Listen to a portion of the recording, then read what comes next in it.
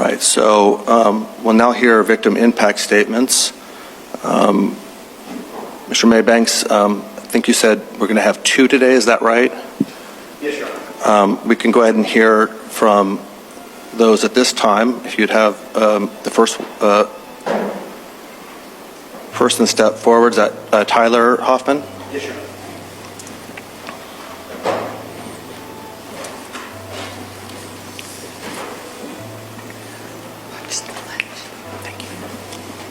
So, Mr. Hoffman, I'm just going to have you first just state your name, and then you can go ahead and make your statement. My name is Tyler Hoffman.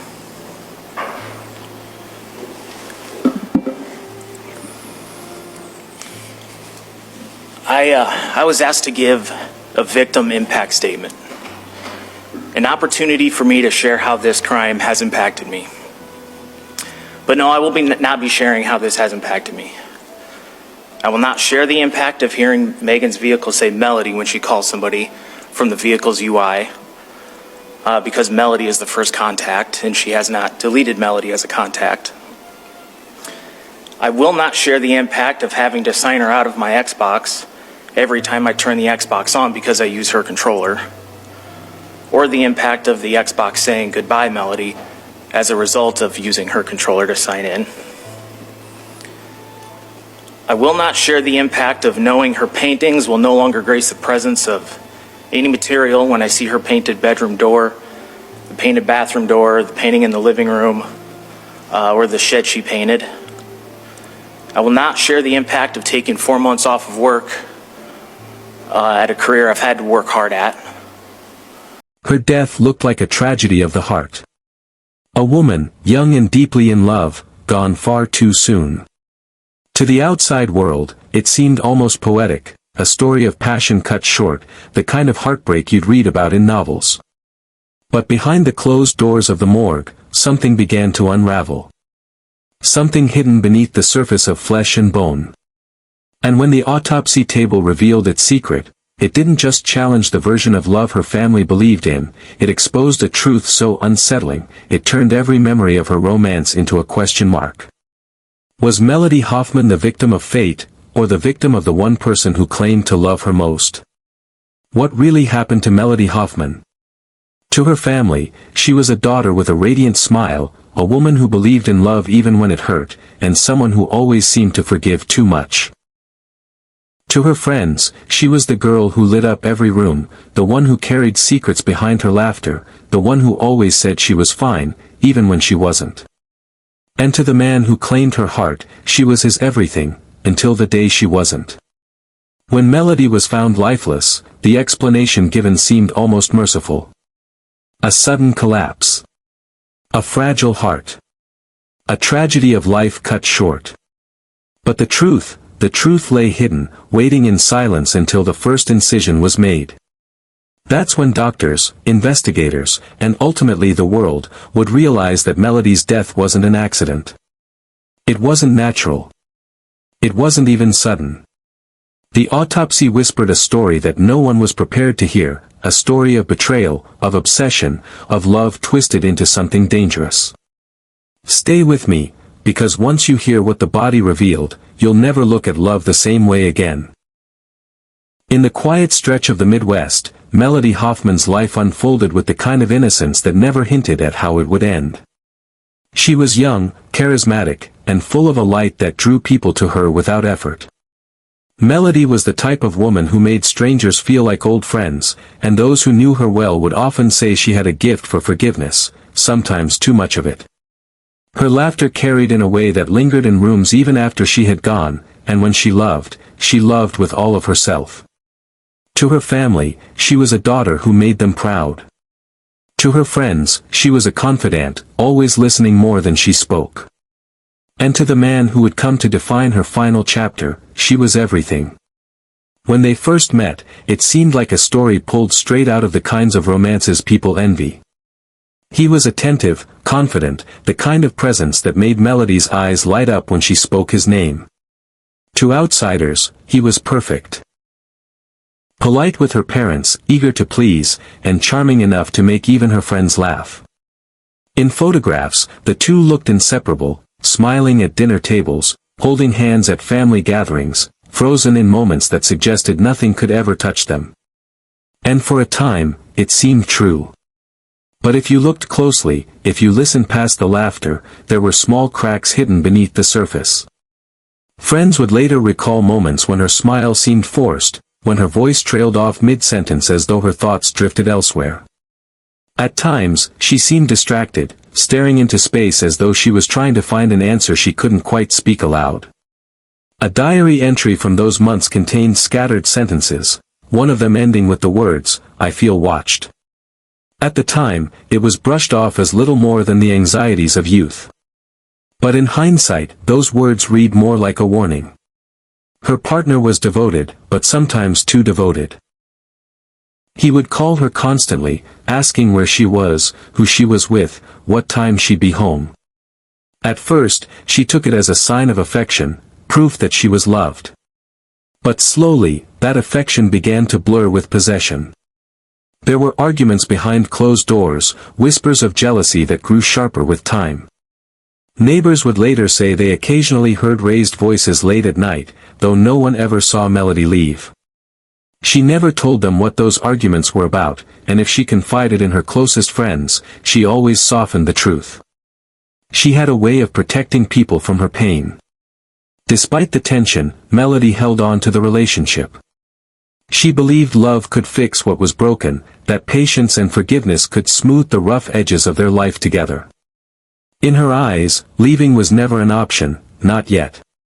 The people closest to her only saw the highlights, the romantic gestures, the photos, the laughter that seemed genuine. But a darker truth lingered in the background. The same love that bound her tightly to him was quietly becoming the very thing that would place her in danger. On the evening of February 17th, Melody left her mother's house. The night was ordinary, quiet. She walked out the door, stepped into the car waiting at the curb, and for her family, it was just another night. They didn't know it was the last time they would see her alive. To Melody, it was simply another chapter in her love story. But every smile in those photographs, every memory of tenderness, each one hid something no one wanted to see. At first, the cracks in Melody's perfect love story were almost invisible. They hid behind candlelit dinners and carefully curated smiles, tucked away in photo albums that told only half the truth. But behind closed doors, something else was happening, something darker. It began with whispers, small arguments about trivial things. A late text message, a night out with friends, a glance that lingered too long at someone else. At first, they passed quickly, brushed off as the ordinary turbulence of young love. But those who lived close enough could hear the escalation. Neighbors recalled nights when the walls seemed thinner than usual, when raised voices cut through the silence of suburban calm. A woman's cry, sharp, almost panicked, followed by the heavy slam of a door. Then silence, the kind of silence that leaves a ringing in your ears long after it ends. Melody's friends began to notice changes. The vibrant, carefree young woman who once spoke of endless plans for the future now carried unease in her voice. Late-night phone calls to her sister became routine. In one of those hushed conversations, she confessed she felt watched. She said she couldn't move without eyes following her every step. She laughed nervously, trying to disguise the fear, but her words carried a weight that her sister couldn't shake. And to one close friend, Melody admitted the unthinkable, "I don't know what he'll do if I leave." Those words would echo like a premonition. There were nights when Melody was seen sitting in her car long after arriving home, staring into the steering wheel as if bracing herself before stepping inside. Nights when she scrolled through her phone, typing messages she never sent. And always, there was a shadow at her side, a man once described as charming, attentive, the perfect partner, but now showing cracks that ran deep with jealousy and control. And then came the night of February 17th. A Saturday that began like any other, but ended in a mystery that still chills the community. Melody spent the evening at her mother's house. She was calm, though those who saw her remember she seemed quieter than usual, her smiles less certain. Near midnight, she said goodbye. No one imagined it would be the last time they saw her alive. She stepped into a car that night, one she had ridden in countless times before. Trusting, as she always had, that she was safe in the company of someone she loved. The taillights disappeared into the darkness, and with them, so too did Melody. When she didn't return home, concern began as a ripple, small and dismissible. Maybe she had stayed with a friend. Maybe her phone had died. But as hours passed and her silence stretched longer, that ripple grew into panic. Calls went unanswered. Messages marked "delivered" never turned blue. The absence was deafening. By morning, the illusion of control, of safety, was gone. And soon investigators would piece together fragments of her last moments, digital traces, fragments of data from her phone and watch, that hinted at something terrifying. A sudden spike in her heartbeat. Movement toward an isolated park. And then, nothing. No further signals. Just silence, as if her entire existence had been switched off in the span of a few breaths. But the true horror wouldn't emerge until her body was found.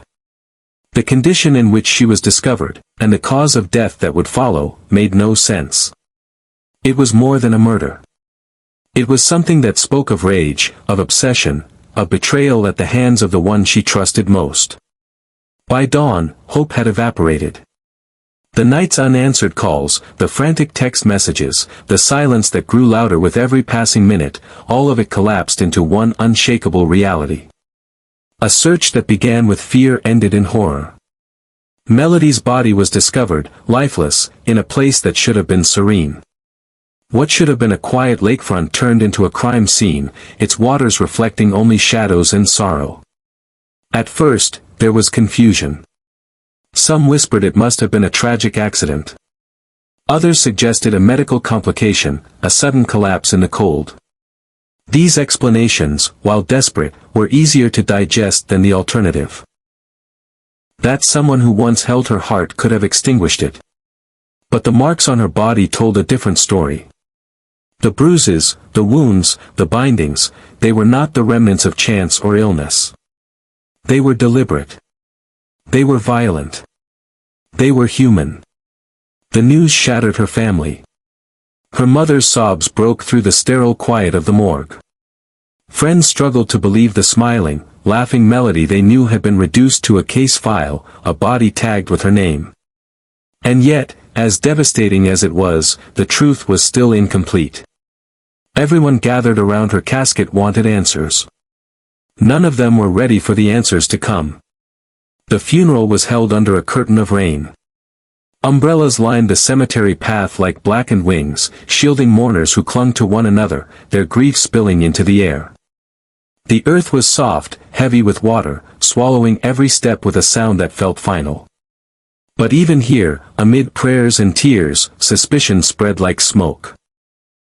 Whispers darted between lowered heads.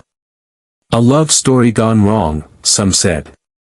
Others shook their heads, refusing to believe the whispers at all. But the questions grew heavier with each shovelful of dirt that fell upon her grave.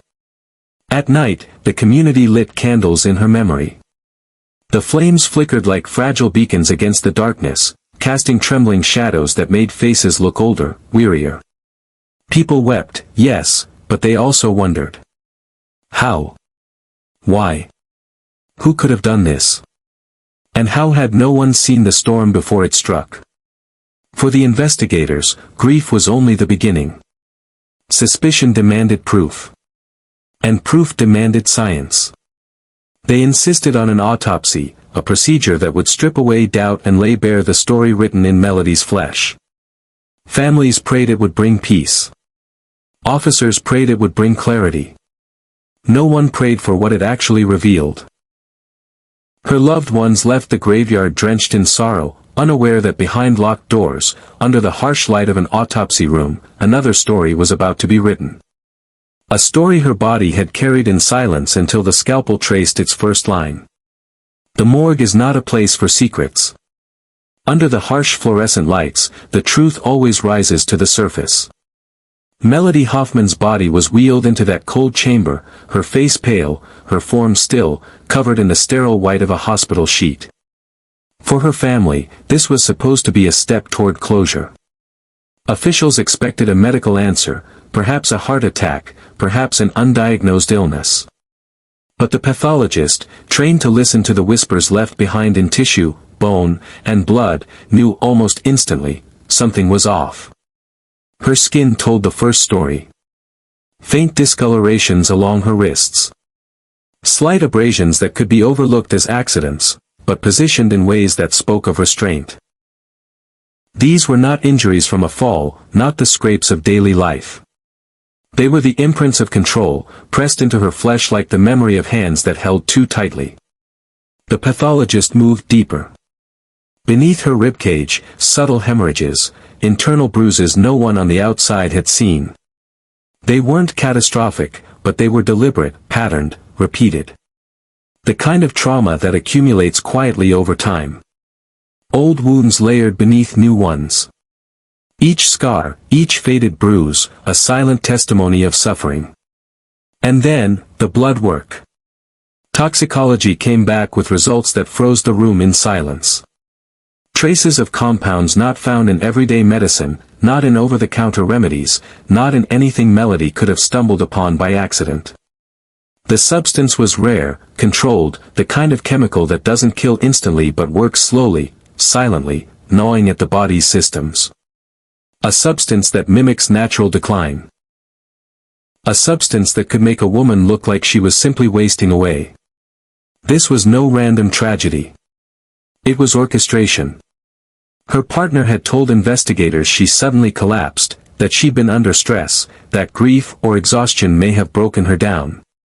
But the toxicology told another story, one of doses, given carefully, at intervals that matched her sudden episodes. Each decline coincided with moments she was isolated, often during visits to a secluded property he controlled.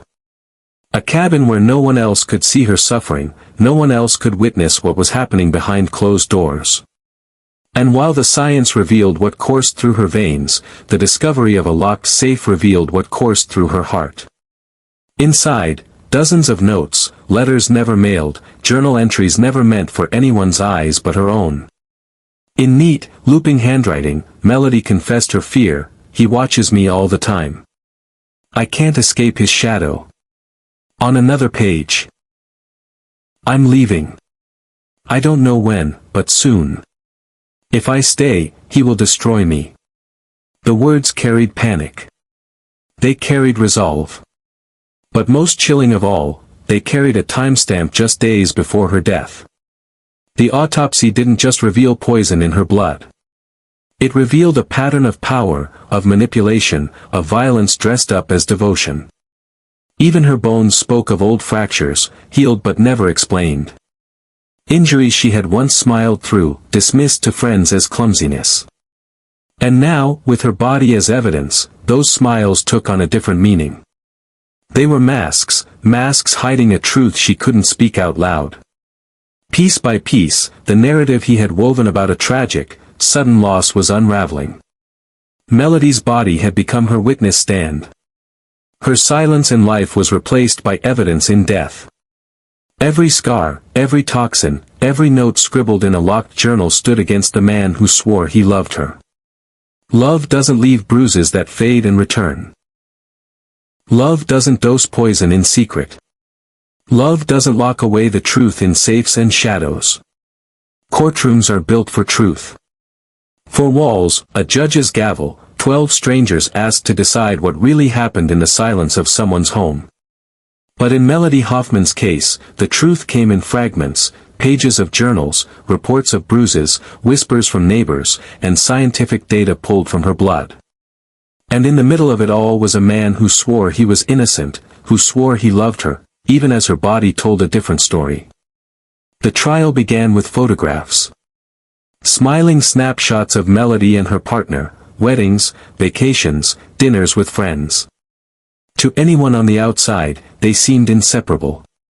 He described himself as a devoted man, someone who worked long hours, someone who wanted nothing but her happiness. He painted their love as a fairy tale, claiming her sudden decline was as shocking to him as it was to her family. The defense leaned on this picture. A couple in love, blindsided by fate. But then came the evidence. First, the autopsy photos. Quietly, the prosecutor slid them across the jury's table. Faint bruises along her wrists. Old fractures that had healed but not been explained. The kind of images that silence a room. They weren't dramatic. They weren't bloody. They were subtle, and that was the power of them. Abuse, hidden behind everyday smiles. Next came the toxicology report. Experts walked the jury step by step through the compound found in Melody's blood, a slow, methodical poison. Not something that could be mistaken for household medicine. Not something one could stumble across accidentally. The dosage wasn't lethal in a single strike. It was administered carefully, in increments, designed to break the body down over weeks. This wasn't chance. This was patience. This was calculation. Witnesses filled in the silence. A neighbor recalled late-night arguments, Melody's voice trembling behind thin walls. A close friend described late-night phone calls, Melody whispering, "He's watching me again. I don't feel safe." Her sister told the jury about the journals, the locked safe, the letters Melody had written about escaping, about finding the courage to leave. Every word she left behind became part of the prosecution's voice, speaking for her when she no longer could. And yet, the defense clung to their story. They argued the compound could have been ingested by accident. They suggested Melody was fragile, stressed, and perhaps experimenting with medications. They painted the journals as melodrama, private writings of a woman overwhelmed, not evidence of danger. They insisted the bruises were coincidences, accidents from daily life. They claimed the prosecution was trying to twist every detail into something sinister. But then, came the letters in Melody's own handwriting. The courtroom grew still as the prosecutor read aloud, "If something happens to me, it will not be an accident." Her words were not vague. They were not exaggerated. They were a warning, etched in ink days before her body collapsed. The jury stared not at the prosecutor, not at the defense attorney, but at the man sitting just a few feet away, the man Melody had shared her life with. And still, he showed no emotion. He didn't flinch at the photos. He didn't cry when her sister sobbed on the stand. He sat there, calm, composed, his hands folded neatly in front of him. Some jurors later said it was the calmness that chilled them most. The absence of grief. The absence of anything at all.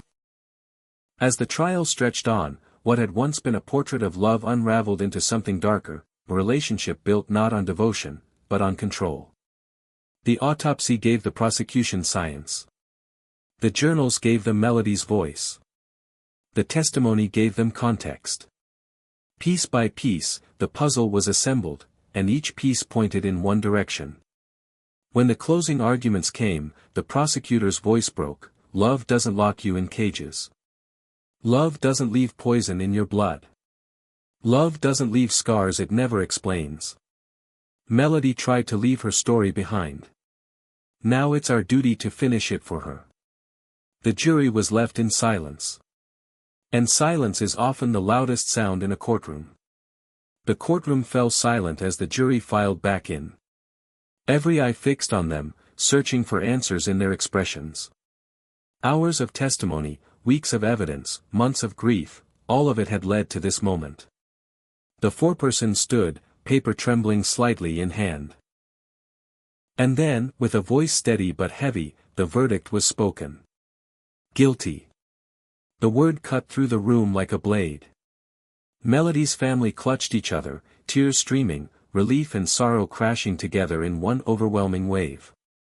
Across the aisle, her partner remained still, his jaw set, his face unreadable. For the first time, the mask of charm and devotion had cracked.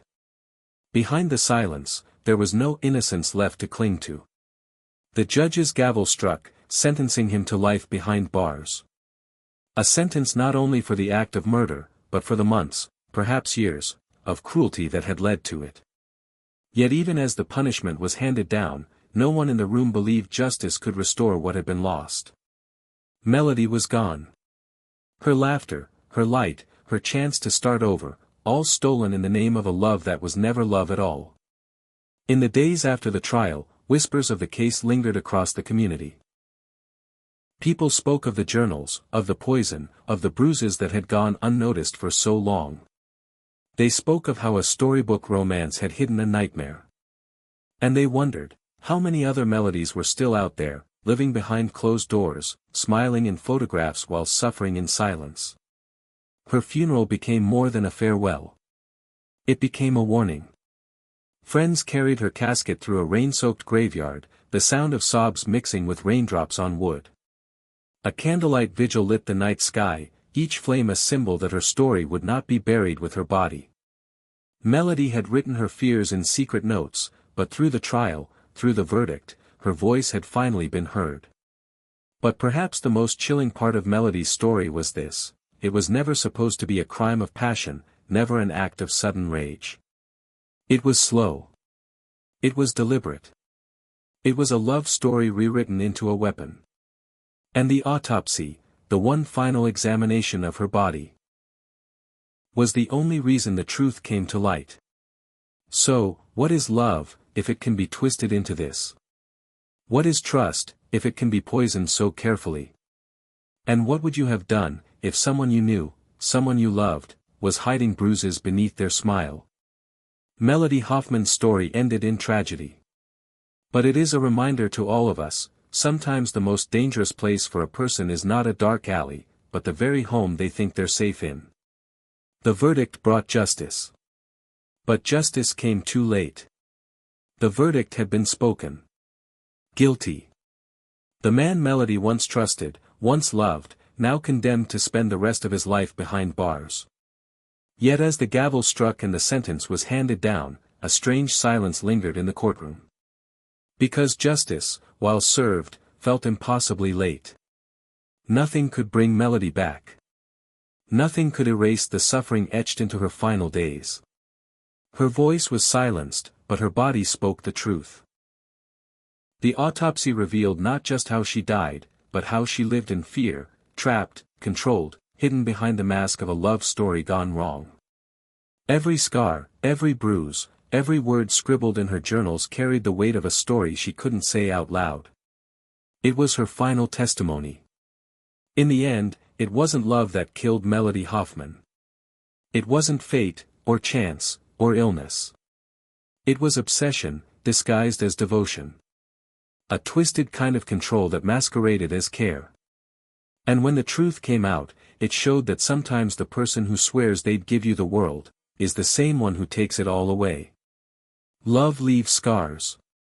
Some fade with time. But some cut too deep to ever heal. So now, I'll ask you, do you believe Melody's story was a tragedy of passion, an explosion of emotions gone too far, or was it always a murder waiting to happen? Was her fate sealed the moment she fell in love, or was there ever a chance to save her? Leave your thoughts in the comments. I want to hear what you think, because stories like Melody's are not just stories. They're warnings. They're reminders of what can happen when love is twisted into possession. And this won't be the last case.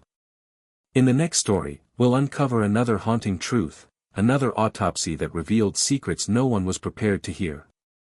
If Melody's story disturbed you, what comes next may chill you even more.